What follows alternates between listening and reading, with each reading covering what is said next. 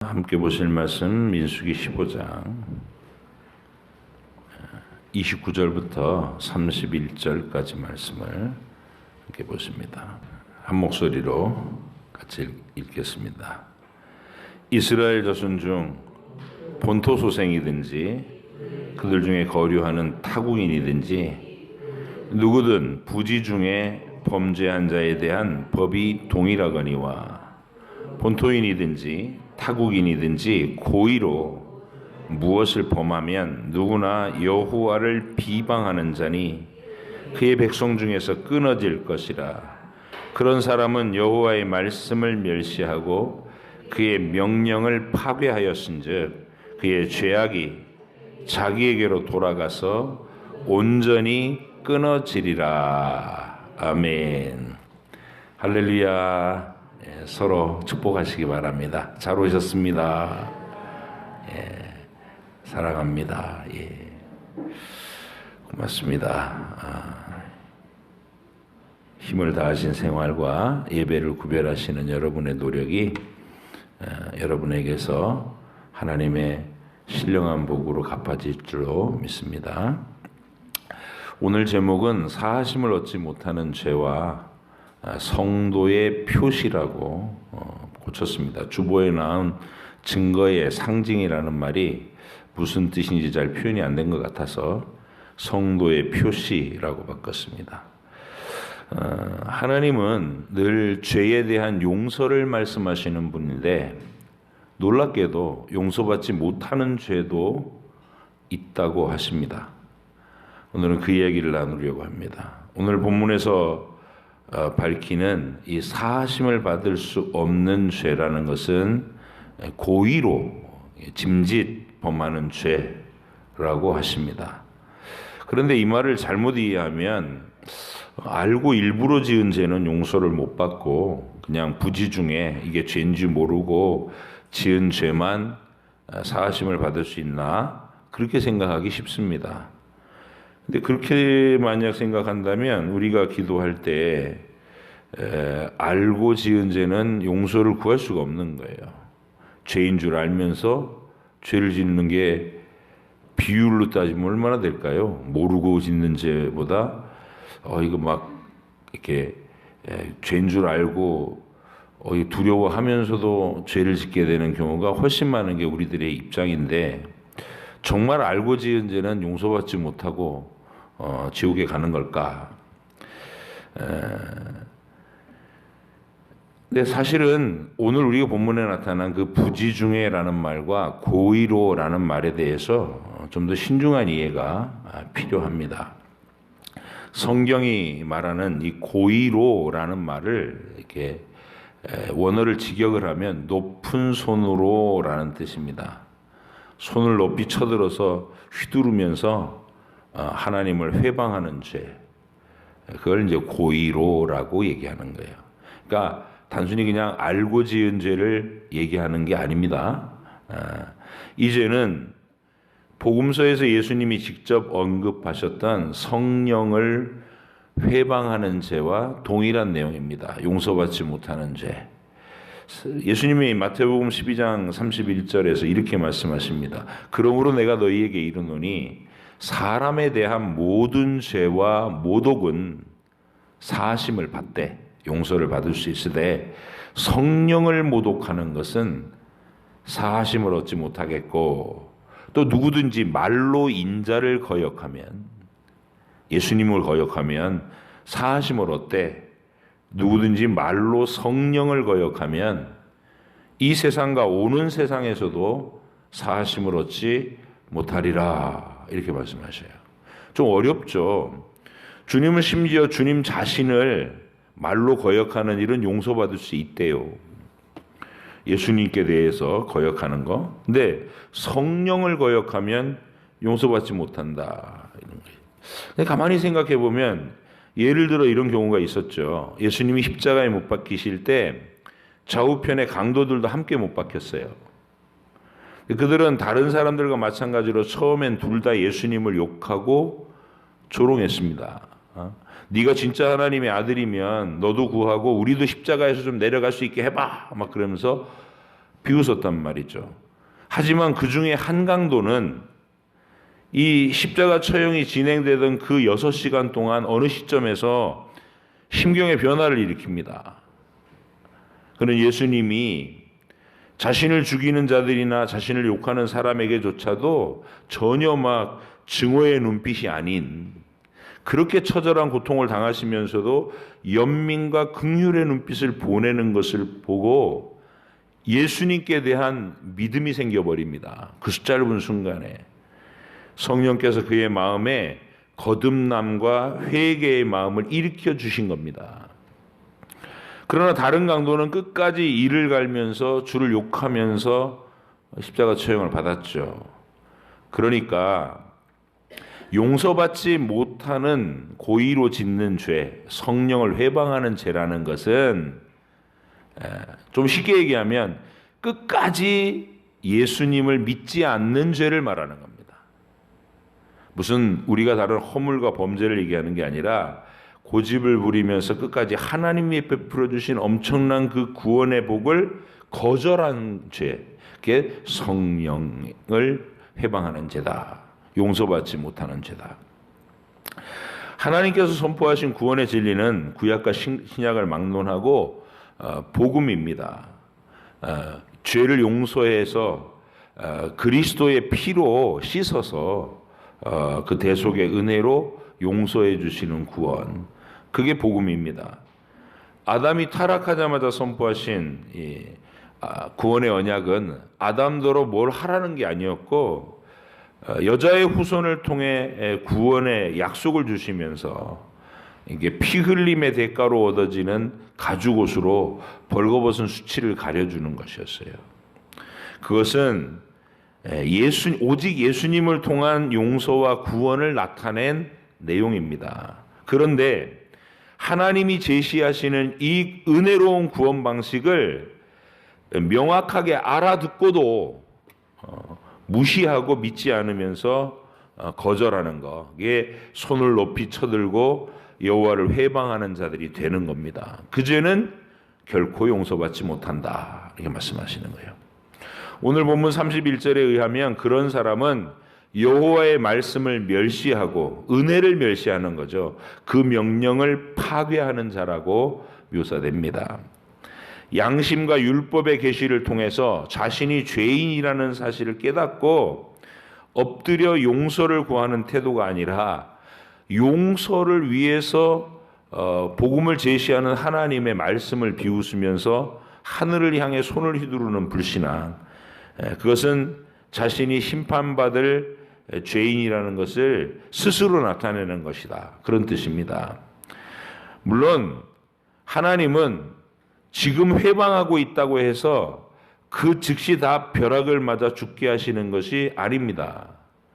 다만 그들이 당장 죽지 않는 것은, 이게 용서받지 못할 죄 아니에요? 하나님을 믿지 않고 성령을 회방하는 죄를 우리는 매 순간 범하고 있는데 그 순간에 바로 심판해 버리시는 건 아닙니다. 하나님을 모독하는 그 죄가 작아서가 아니고 하나님의 오래 참고 긍휼히 여기시는 그 인내가 크시기 때문에 그렇게 해주시는 겁니다. 사도 바울은 로마서 2장 4절로 5절에 이렇게 말합니다. 혹 네가 하나님의 인자하심이 너를 인도하여 회개하게 하심을 알지 못하여 그의 인자하심과 용납하심과 길이 참으심이 풍성함을 멸시하느냐? 믿지 않는 사람들은 그런 식으로, 아니 내가 이렇게 욕하는데도 아무 일도 일어나지 않네? 신은 없는 거 아니야? 이러면서 큰 소리를 치는데 그건 하나님이 기다려주시기 때문이라는 거죠. 다만 내 고집과 회개하지 아니한 마음을 따라 진노의 날, 곧 하나님의 의로운 심판이 나타나는 그날에 임할 진노를 내게 쌓는도다, 이렇게 말합니다. 누구든지 지금 현재 하나님의 복음의 초대를 거절하는 것은, 믿지 않는 것은 손을 높이 쳐들고 휘두르는 죄를 범하고 있는 것인데, 그런 사람들이 아직 멀쩡하게 살아서 큰 소리를 치고 돌아다니고 있는 것은 하나님이 그들을 불쌍히 여겨서 아직은 회개할 기회의 문을 닫아버리지 않으신 것입니다. 모세는 오늘 본문에서 이 사하심을 얻지 못하는 이 무서운 죄에 대한 이 선언을 하고 나서 그 일에 경고가 될 만한 사례를 하나 덧붙여서 우리에게 기록해 줍니다. 32절로 36절을 또 한번 같이 읽어보실게요. 시작.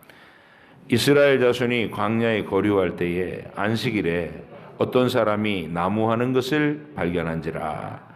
그 나무하는 자를 발견한 자들이 그를 모세와 아론과 온 회중 앞으로 끌어왔으나 어떻게 처치할지 지시하심을 받지 못한 고로 가두었더니 여호와께서 모세에게 이르시되 그 사람을 반드시 죽일지니 온 회중이 진영 밖에서 돌로 그를 칠지니라. 온 회중이 곧 그를 진영 밖으로 끌어내고 돌로 그를 쳐 죽여서 여호와께서 모세에게 명령하신 대로 하니라. 안식일을 범한 문제 때문에 돌에 맞아 사형을 당하는 이 장면입니다. 여러분 좀 당황스럽지 않나요? 안식일을 한번 어겼다고 돌로 사형을 시켰어요. 돌로 쳐서. 주일 한번 빼먹었다고 큰일 났네. 그죠?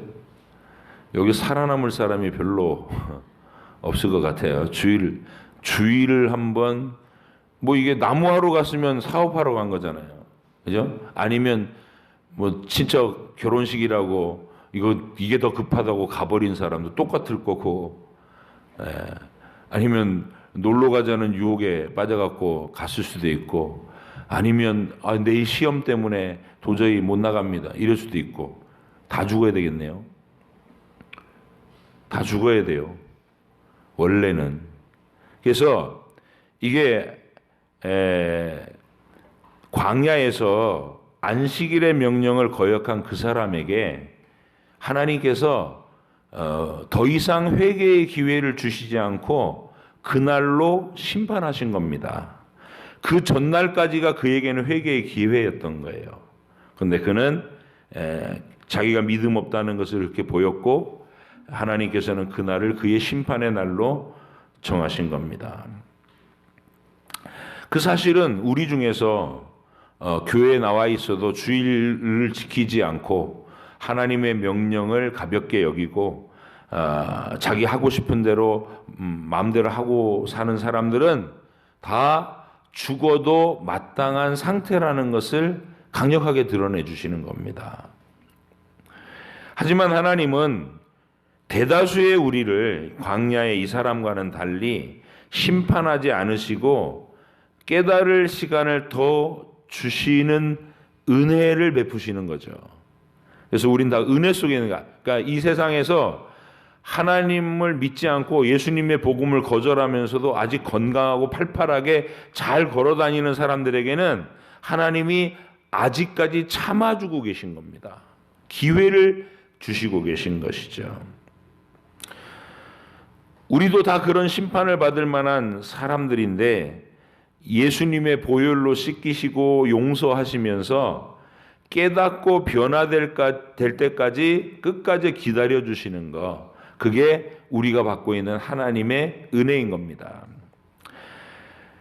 그렇기 때문에 예수님을 믿지 않고 이 십자가의 보혈을 의지하지 않는 사람들은 지금 멀쩡히 살아서 움직여도 심판의 칼날 아래서 아슬아슬하게 살아가고 있는 것입니다. 그 심판의 칼이 어느 때 그 사람들의 머리 위로 떨어질지 모르기 때문에 더욱 두려운 일이죠. 근데 자기들은 그게 얼마나 위태로운 일인지도 몰라요. 근데 우리는 아는 겁니다. 우리는 안전한 땅에 옮겨와서 그게 정말 위험한 상황이구나. 이게 어떻게 위험한 상황인지 누가복음 13장 1절로 5절에서 우리 예수님이 말씀해 주신 장면이 있습니다. 한번 같이 보실게요. 누가복음 13장 1절로 5절.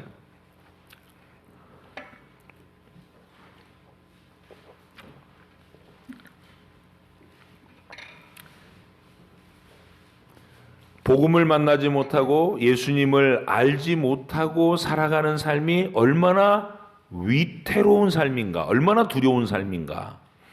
여러분과 제가 오늘 깨달을 수 있기를 바랍니다. 누가복음 13장 1절로 5절 시작. 그때 마침 두어 사람이 와서 빌라도가 어떤 갈릴리 사람들의 피를 그들의 제물에 섞은 일로 예수께 아뢰니 대답하여 이르시되 너희는 이 갈릴리 사람들이 이같이 해받음으로 다른 모든 갈릴리 사람보다 죄가 더 있는 줄 아느냐? 너희에게 이르노니 아니라 너희도 만일 회개하지 아니하면 다 이와 같이 망하리라. 또 실로암에서 망대가 무너져 치어 죽은 18사람이 예루살렘에 거한 다른 모든 사람보다 죄가 더 있는 줄 아느냐? 너희에게 이르노니 아니라 너희도 만일 회개하지 아니하면 다 이와 같이 망하리라. 여러분, 이 생각을 좀 깊이 하셔야 되는 게, 예수님을 믿지 않는 상태에서 불의의 사고로 인생이 마감되면, 그런 게 일어난 거잖아요. 지금 이 현장이 실로암 망대가 확 무너져가지고 치어 죽은 18명, 불의의 사고잖아요. 그리고 로마의 빌라도 총독이 유대인들을 압박해가지고 항거하는 사람을 잡아서 죽여가지고 그 피를 우상제물에게 바쳐버리니 그것도 불의의 사고로 죽은 거잖아요. 근데 그 사람은, 믿지 않고 불의의 사고로 죽은 그 사람은 그 시간까지 열려있던 하나님께 대한 기회를 끝까지 고집으로 믿지 않은 거잖아요. 그 용서받지 못한 고집 가운데서 어느 날 갑자기 예기치 못한 시간에 불의의 사고로 심판의 자리로 떨어지게 된다는 말입니다. 너희도 회개치 않으면, 너희도 복음을 받아들이지 않으면 이와 같이 망하리라. 예수님 경고예요. 그런데 예수님을 믿고 살아가는 사람들은, 반면에 예수님을 믿고 살아가는 사람들은 어떤 일이 일어나도 이제 결코 걱정한 일이 없는 상태가 된 것이다, 이 말입니다. 왜냐하면 그 사람은 죽어도 살고 살아도 사는 영생 안에 이미 들어와 있기 때문입니다. 사도 바울이 로마서 8장에서 말하는 절대적인 행복이라는 게 바로 이런 겁니다. 로마서 8장 38절로 39절에 내가 확신하노니 사망이나 생명이나, 이 말이 죽었든 살았든 이 말이에요. 천사들이나 권세자들이나 현재일이나 장래일이나 능력이나 높음이나 깊음이나 다른 어떤 피조물이라도 우리를 우리 주 그리스도 예수 안에 있는 하나님의 사랑에서 끊을 수 없으리라, 이렇게 확신합니다.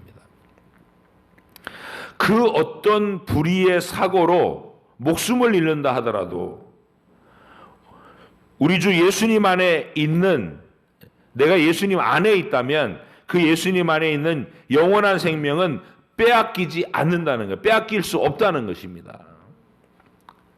원래 살았다, 죽었다 하는 말은, 세상에서 쓰는 말은 그냥 육신에 숨을 쉬느냐, 숨이 끊어졌냐, 그거 갖고 살았다, 죽었다 얘기하잖아요. 성경에서 말하는 살았다, 죽었다는 그게 아니고 하나님과 사랑의 관계를 맺었느냐, 이건 산 거고, 하나님과 사랑의 관계가 단절되어 있느냐, 그건 죽은 겁니다. 그래서 하나님과 영원한 사랑의 관계를 가진 사람은 살았다 하는 것이고 관계가 단절된 사람은 죽었다 하는 것입니다. 그러니까 예수님을 믿는 우리, 이 믿음을 통과한 우리는 영원히 죽지 않는 부활의 약속 속에서 그 어떤 위험 속에서도 안심하고 행복하게 살 수 있다는 것을 말해주는 겁니다. 여러분, 성령을 회방하는 죄, 용서받지 못하는 죄는 우리가 아담의 자손으로 태어난 살아가는 모든 순간이 용서받지 못하는 죄입니다. 그죠? 창조해 주신 하나님을 모르고 그 하나님을 묵살하고 내가 내 마음대로 내키는 대로 살아가는 건 매 순간마다 대놓고 하나님을 모독하는 겁니다. 그러면 그 자체가 용서받지 못할 죄죠. 그래서 우리는 매 순간마다 인류는 용서받지 못할 죄 속에 사는 겁니다. 그런데 그 용서받지 못할 죄 속에 살고 있으면서도 하나님께서 참고 기다려 주시는 거예요. 아직 육신의 생명이 안 끊어졌다면. 그런데 그 용서받지 못하는 죄를 끝까지 고집하고 있다가 불의의 사고나 재난으로 죽어버리면 용서를 더 이상 받을 기회가 없이 심판의 자리로 떨어지는 것이다 이 말입니다. 그래서 중요한 것은 저와 여러분들이 예수님을 믿은 그 순간이 얼마나 복된 순간이냐를 이걸 통해 깨달으셔야 된다는 거예요. 이미 우리는 그 위험한 땅에서 심판의 칼날이 늘 따라다니는 위태로운 땅에서 안전한 지점으로 자리를 옮겨주신 겁니다. 그 어떤 재난도, 그 어떤 상황도, 그 어떤 실수와 허물도 우리를 그 영원한 심판의 자리로 떨어뜨릴 수 없는 안전지대로 옮겨주셨다는 거예요. 예수님을 믿은 그 순간에. 아니 산에 안식일 범하고 산에 나무하러 간 것으로도 하나님의 심판의 벌을 받아야 되는 거라고요. 나무하러 가지 않았어도 하나님께 감사하지 않고 멀쩡히 밥 먹고 멀쩡히 걸어다닌 모든 순간들이 마땅히 죽어야 할 심판의 자리인 거예요. 성령을 회방하고 있는 순간들이란 말이죠. 근데 저와 여러분들이 예수님을 믿은 그 순간부터 우리는 성령을 모독하는 죄에서 벗어났다 그 말이에요. 하나님을 모독하는 죄에서 벗어났다 그 말이에요. 왜냐하면 하나님이 제시한 구원의 줄을 잡았기 때문에 예수님을 믿고 하나님의 자녀라는 신분을 얻어서 더 이상 심판 아래 있지 않고 안전지대로 옮겼단 말입니다. 나는 부활이요 생명이니 나를 믿는 자는 죽어도 살겠고 무릇 살아서 나를 믿는 자는 영원히 죽지 아니하리라. 이 약속 속에 들어와 있다 그 말이죠. 그래서 저와 여러분들의 마음이 이 확신과 이 행복의 크기를 이렇게 실감하면서 사시면 좋겠어요. 그렇죠? 지금 교회 바깥에서 만약 여러분 뭐 직장이나 사무실이나 또 교실에서나 여러분보다 저나 여러분보다 훨씬 능력이 뛰어나고 막 활기차게 사는 사람 많이 보죠. 근데 그 사람들한테 예수님 얘기해 주면 뭐 마치 이렇게 경멸스럽다는 듯이 우리를 훑고 지나갈 때도 있고 대놓고 기분 나빠하면서 나한테 종교 얘기하지 마 이렇게 거절하는 사람들. 그 사람은 지금 뭐 하고 있는 거냐면 성령을 모독하는 죄를 범하고 있는 거예요. 그 순간이라도 하나님께서 이제 끝하고 재난이 그를 덮치면 그는 회개할 기회가 없는 겁니다. 예수님을 믿게 된 그 순간이 얼마나 큰 은혜인가. 이제 이미 우리는 예수님의 영원한 생명 가운데 들어와 있어서 이건 좀 죄송한 말이지만 여러분 말고 제가 만약에 내일이라도 운전을 하고 가다가 사고가 나서 그 자리에서 바로 죽었다. 그래도 큰일이 아닌 거예요. 그 진리 안에서 보면 아무것도 나한테 뺏어갈 게 없어요. 그 재난이. 아멘. 그런 담대한 확신과 행복함이 우리 속에 있어야 된다는 거죠. 어떤 것도 부러워하지 않고 어떤 것도 두려워하지 않을 수 있는. 그래서 오늘 본문은 아니 산에 나무하러 올라간 사람이 돌에 맞아 죽었다. 어이구 큰일 났네. 이게 아니고 그렇게 심판의 자리에 있던 우리는 안전한 자리로 옮겨왔다는 거. 하나님의 언약을 믿고 받아들이고 어린 양의 피로 씻김을 받아서 영원히 빼앗기지 않을 이 생명 안으로 들어왔다는 것에 대한 감격과 행복을 하나님 앞에 표현하실 수 있는 분들이 되시라고 이 본문이 있는 겁니다. 안식일날 나무하러 갔다고, 나무 몇 개 이렇게 짊어지고 내려왔다고 돌 맞아 죽은 이 사람을 생각하면서 여러분과 저는 예수 믿은 그 순간이 얼마나 복된 시간이었나, 그리고 내가 지금 예수 안에 살아가고 있다는 게 얼마나 행복한 시간들인가, 이게를 생각하시기 바랍니다. 빌라도에게 갑자기 죽음을 당한 그 사람도 떠올리시고, 실로암 뭉대가 확 무너져가지고 그 속에서 깔려 죽은 사람도 생각하시는데, 그때 예수님을 믿고 있었다면 그 재난이 심판의 재난이 아닌 거예요. 아무것도 그 재난이 그에게서 뺏어가지 못하는 겁니다. 우리는 그런 존재입니다. 어디서 어떤 상황을 만나도 이거 뭐라 그러죠? 불사의 존재입니다. 불사의, 죽음의 권세가 어쩌지 못하는, 건드리지 못하는, 살아도 살고 죽어도 사는, 영원히 사는 존재, 우리가 그런 사람들이 되어 있습니다. 그래서 오늘 본문 속에서 여러분이 두려움 없이 인생을 살아가고 늘 감격 가운데 인생을 살 수 있는 복된 비결을 꼭 붙잡으시기를 축복합니다. 행복을 표현하셔야 돼요. 주님, 이제 그 어떤 것도 두려워하지 않을 수 있게 해주셔서 감사합니다. 자, 오늘 마지막 본문은 이런 생명의 약속을 늘 떠올리며 살도록 하나님께서 조치하신 아주 사소해 보이지만 굉장히 따뜻한 하나님의, 그걸 뭐라고 그래야, 표현이 제가 가끔 하나님의 앙증스러우심, 이게 좀 너무 죄송합니다 하나님. 세밀하심. 우리 하나님이 이런 것도 얘기하실 수 있는 분이신가?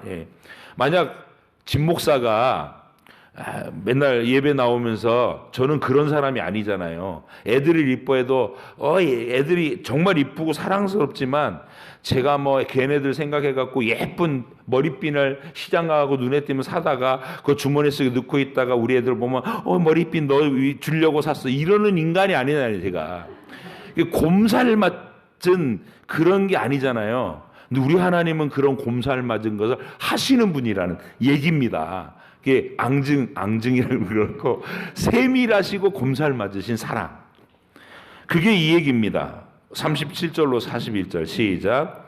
여호와께서 모세에게 말씀하여 이르시되 이스라엘 자손에게 명령하여 대대로 그들의 옷단 귀에 술을 만들고 청색 끈을 그 귀에 술에 더하라. 이 술은 너희가 보고 여호와의 모든 계명을 기억하여 준행하고 너희를 방종하게 하는 자신의 마음과 눈의 욕심을 따라 음행하지 않게 하기 위함이라. 그리하여 너희가 내 모든 계명을 기억하고 행하면 너희는 하나님 앞에서 거룩하리라. 나는 여호와 너희의 하나님이라. 나는 너희의 하나님이 되려고 너희를 애굽 땅에서 인도해 내었느니라. 나는 여호와 너희의 하나님이니라.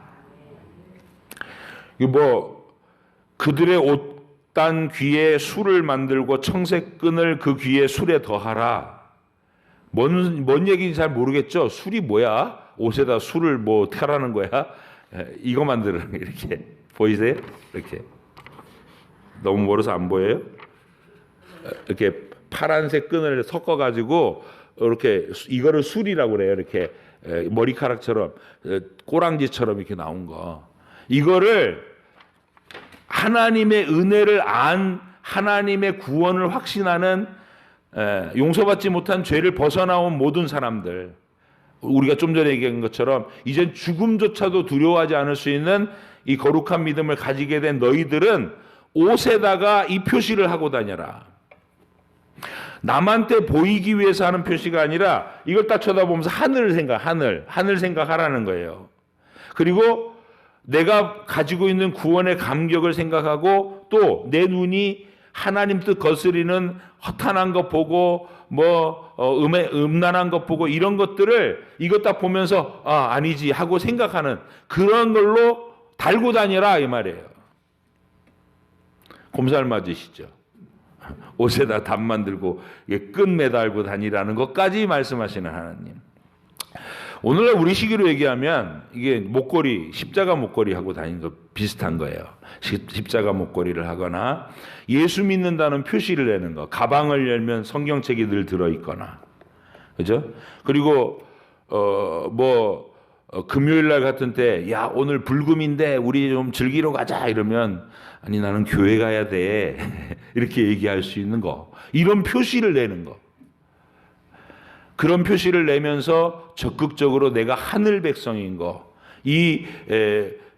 용서받지 못한 죄에서 벗어나서 영원히 용서받은 은혜를 확보한 사람으로서의 그런 생각과 감격을 늘 유지하라고 이렇게 보면서, 자, 이게 이제 여러분에게 그걸 생각나게 하는 건 뭡니까? 십자가 배지를 달고 다니셔도 좋고, 십자가 목걸이를 달고 다니셔도 좋고, 집에다 대문짝만하게 십자가를 걸어 놓으셔도 좋고, 어떤 형태로든 하나님의 은혜를 생각나게 하는 것을 항상 가지고 사셔라, 이 얘기를 하는 겁니다.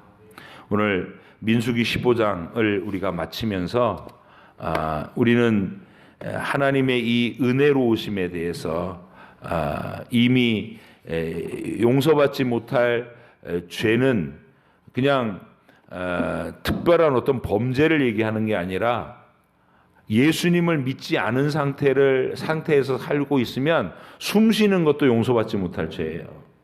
밥 먹는 것도 용서받지 못할 죄고. 왜요? 감사하지 않고 먹잖아. 하나님이 주신 생명을 감사하지도 않고 하나님의 뜻을 묵살하면서 매 순간 모독하면서 숨쉬고 있는 거잖아요. 그냥 숨쉬는 것도 용서받지 못할 죄 속에 있는 거예요. 근데 여러분은 그 죄에서 이제 빠져나오셨다고. 예수님을 믿은 그 순간. 그래서 이제는 어떤 재난이 우리를 덮쳐도 우리는 걱정할 게 없는 영원히 살아있는 안전한 땅에 와 있는 겁니다. 할렐루야. 그런 담대함이 여러분을 지탱해 주기를 원하고, 그 행복감이 여러분의 하루를 충만하게 만들어 주기를 원합니다. 그리고 이 표시를 보면서 허탄한 일 안 하도록 내 눈을 금하라고. 하나님 생각나게 자꾸 생각하고. 이게 미신의 부적이 아닙니다.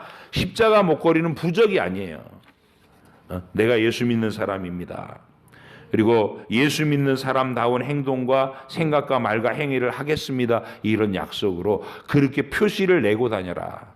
하늘 백성인 것을 표시 내고 다녀라. 아멘. 예. 이 확신과 또 여러분의 증거가 여러분의 삶에 풍성하게 나타나서 정말 하나님이 여러분을 기뻐하시고 여러분이 숨쉬는 거, 여러분이 움직이시는 게 다 하나님의 놀라운 증거가 따라다니는 복된 걸음이 되시기를 주의 이름으로 축복합니다.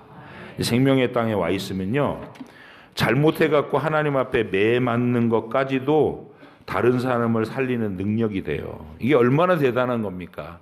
나오미가 그렇습니다. 나오미는 약속의 땅을 떠나가지고 뻘짓하다가 이렇게 죽고 망하고 쇠락해 가요. 남편 죽고 아들들 죽고.